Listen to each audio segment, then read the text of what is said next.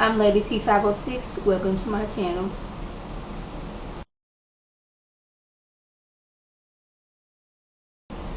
Hi everyone, today I'm going to be reviewing Love and Hip Hop Hollywood Season 2, Episode 7. So y'all, Amber lets us know this isn't the first time that she's heard rumors of Miles being gay. Apparently she's been hearing this since high school, but since she was so in love and she thought he was in love with her, she just put those thoughts behind her, like, no, he's not gay because he's with me. One point, it could have been pulled straight out of the episode of MAURY. She's crying, she's running off, she's taking her jacket off, she's throwing herself on the ground. I was like, all they needed was a couch outside, and this could have been a MAURY episode. Then at one point, it looked like, I'm assuming this is like a producer, security person, it looked like they holding her down so she couldn't leave this scene so they can continue finishing. She's distraught, she's crying, makeup smudged everywhere. Psychiatrist woman comes out there to talk to her. She's like, no, this man hurt me. I'm ready to tell everybody about this news. This is his worst fear ever, like him getting exposed as being gay, since he's a rapper, and I guess he don't think he would be, accepted as a gay rapper. She's just realizing that her life is just like at an end, because she thought they were going to get together, married, white picket fence, dog, raise her daughter together. She upset. And I know this ain't got nothing to do with anything, but what was going on with the side of that child's head? It's like, I don't know if it was shaved, was it falling out, what was going on, but it was like, right by her ear, it was like some thinning, breakout-ish, shavedness going on that I didn't quite understand. And then she started to put two and two together, like, hold on, his friend Milan, they always hanging out. Now I know Milan's gay, and that's fine. Are they together like that? Since now I didn't realize he's gay. Now she putting the pieces together, and she's seeing the whole picture, and all the puzzles is making sense now. She decided later on she goes to talk to her grandma. She's like, Grandma, he hurt me so bad. He told me that he's gay. And Grandma's like, I knew it. It's like Grandma had some kind of bet going on at the pool, at the big old hall, whether Milan was there or not. And I guess she didn't want her baby. She's like, okay, baby, what happened? I was like, she's like, I knew it. Like, how is it that everybody at school, in the neighborhood, your family, his family, people just moved in the area, how does everybody knew that he was gay but you? Then at the end, he went to see his sisters because he didn't want the world to find his sister to find out before he got a chance to tell her. And I don't want to say this part was staged. I really, really don't. But it seems staged, because as soon as he comes in and sits down, there's already 3 glasses of water just sitting there ready for him and his 2 sisters. He decides to let them know that he is in a relationship with a man. His 2 sisters, like, they struggling for dear life to get one tear out. They steady wiping their face, but I don't see a tear. Miles finally managed to get a tear out, but I was like, I don't want to say this is staged, but it just seems like it was staged. Like they did this scene a few times, hoping and praying that somebody would get a tear out, and they forgot to take the glasses away again. I don't know, but this whole scene just it didn't sit right with me, because it just didn't look realistic. But that scene with Amber, her falling out and crying, makeup smudged, I don't think she's that good enough an actress to pull that off. Like, that was real emotions and anger and hurt that was going through her. She didn't care how she looked. Her mascara, it was all that smudge, and she was just, that seemed realistic to me. But this one with him and his sisters, I just did not, it didn't seem real. So Nia tells Nikki and Shanja how she's been a fool for love, and how Soulja Boy convinced her to go meet up with the woman he's cheating with, who happens to be her friend, and how it just went totally wrong. Like, how did you not know that was going to be wrong? And she was like, she got confirmed information that he was cheating with with Nas, as of like the day before they met up. And Nikki, for whatever reason, is just taking this like to heart, like this cheating didn't happen to her. So she's like, okay, I was supposed to work with this girl, but I can clearly see this girl does not have the right intentions in mind. So she goes to Nas's, I guess it's her boutique, and Nas, she's none the wiser, because she didn't know that she had beef with Nikki, which she doesn't. She has beef with Nas.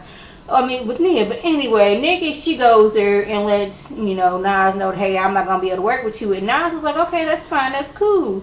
But Nikki, she has to take it a step further. Even though this situation has nothing to do with her, she's like, I can't work with you because you a homewrecker, you a thought, you a hoe, you this, you that, you the other. And Nas was like, how am I this? She was like, well, you was sleeping, you getting with somebody who's in a relationship.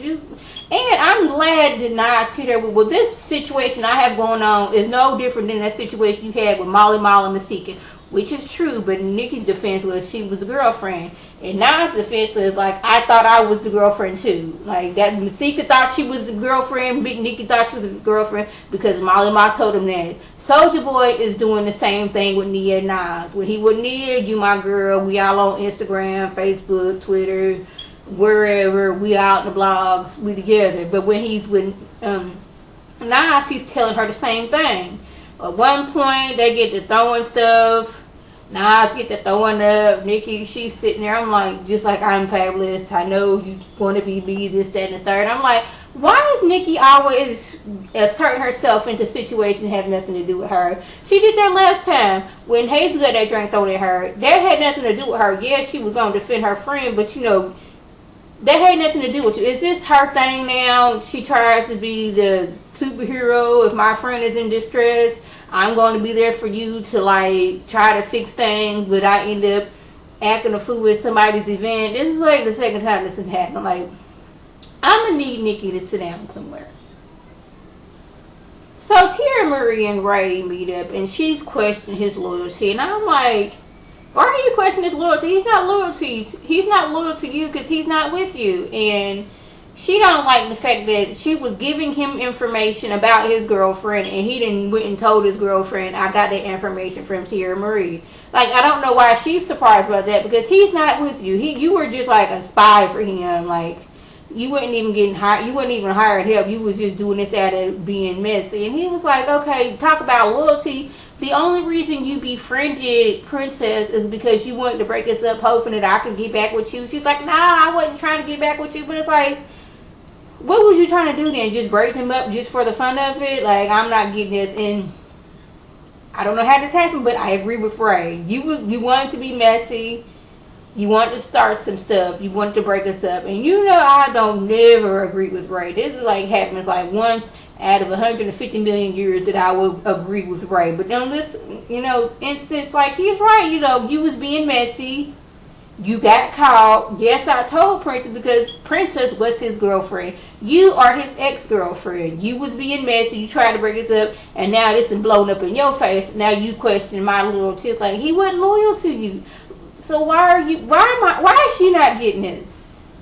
Soulja Boy, how you gonna out mad Nia when you in the wrong? This is what I want to know. He's sitting there and has the nerve to be like raising his voice about, like, I said I'm sorry, what else you want from me? And I'm assuming this is a revolving door with them. Like, he goes, cheats, she finds out, he says I'm sorry, I won't do it again, does it again, says I'm sorry, I won't do it again. But she didn't wisen up, she didn't got a year older and a little bit wiser, and it's like realizing she's not going to take this no more. At one point he's going on about how he got $25 million, and I guess that's supposed to be like, okay, you have this money, I'm going to shut up and I'm going to just sit back and let you cheat. But she's not doing that no more.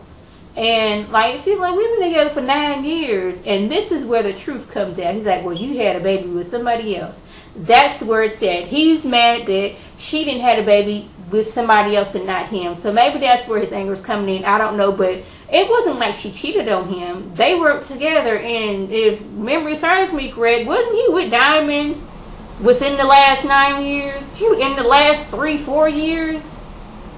But I think this is where the anger is coming in. And then he's talking about some her and her thought friends jumping from house to house and man to man, doing this, that, and the third. But Nia, she's like, I'm not taking this no more. And it's like, if you don't like how we doing this right now, you can just leave. And she like, gladly.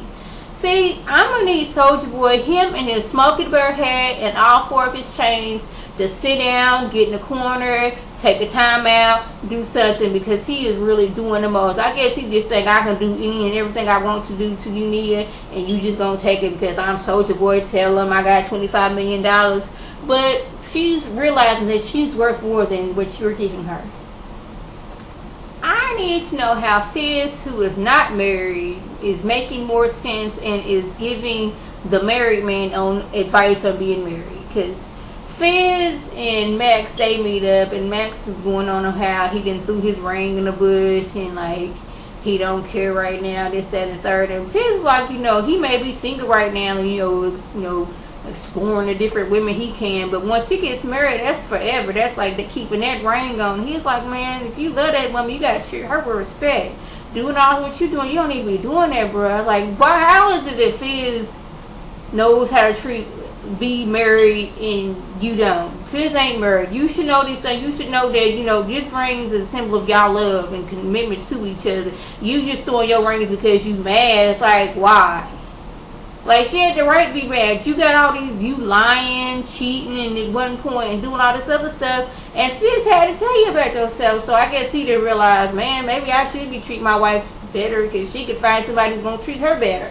So he surprises her with he didn't get them 2 new rings. She's happy. I guess this is to pacify her. I don't know. But I was like, I like that Fizz actually was like, giving this man some advice, like, you treat her good, or she, you know, she may leave and find somebody who is not going to be throwing rings and doing this, that, and the third. So yeah, that was the gist that went on. If I left anything out, by all means, leave a comment or a video response. And like always, I want to thank my subscribers and the people who watch my videos. I want you to like this video, comment, and subscribe, and share this video with your friend on Facebook, Twitter, Instagram, and here on YouTube. This is Lady T signing off. Have a good one.